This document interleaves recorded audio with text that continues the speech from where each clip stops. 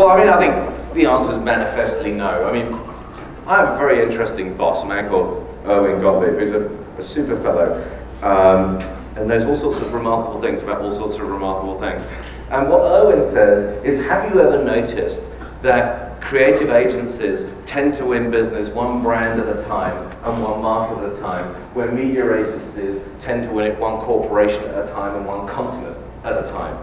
And there are certain corporate functions that exist in the media world that are universal. So when we're talking about portfolio management across 100 brands or 100 markets, it's quite clear that that's a function that sits above the thing about creating messaging. And my view of it, and this is not meant to be an insult to anyone in the creative business, I mean, and I mean that sincerely, is that creativity is inherently a boutique business. It's a boutique business. It's mostly local and specific to market conditions. It's highly brand specific, and it's an extremely well supplied marketplace. And most of our clients, of our larger clients, use multiple creative agencies around the world. So the question I would ask, in response to your question, is which one of them should we rebundle with?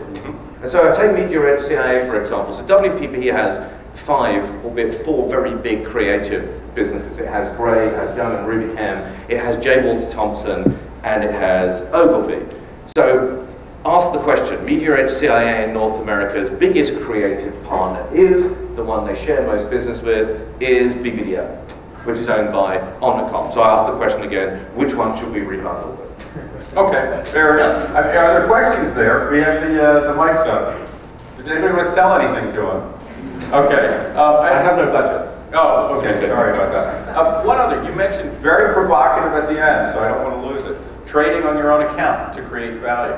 Does this imply something like, do you imagine you could buy and aggregate online assets to create a competitor to Hulu? You'll buy video programming assets, bring it together, and create something that you think will have a better experience? Well, I don't think we do it in that way, because NBC is a remarkably brilliant producer and aggregator of entertainment, and I think the Disney company is much the same, and I think the other players in that game are, and we have no aspirations at all to compete with them.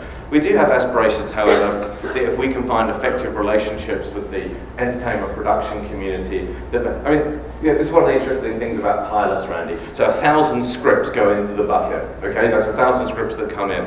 So there's really cool people at NBC that read the 1,000 scripts, of which they get to 100, which the cooler and more highly paid people get to read. The really cooler and higher paid people then get down to about 15 of them. And it's really easy for them to identify almost always what the difference in quality and likely commercial success of number 1 versus number 15 is.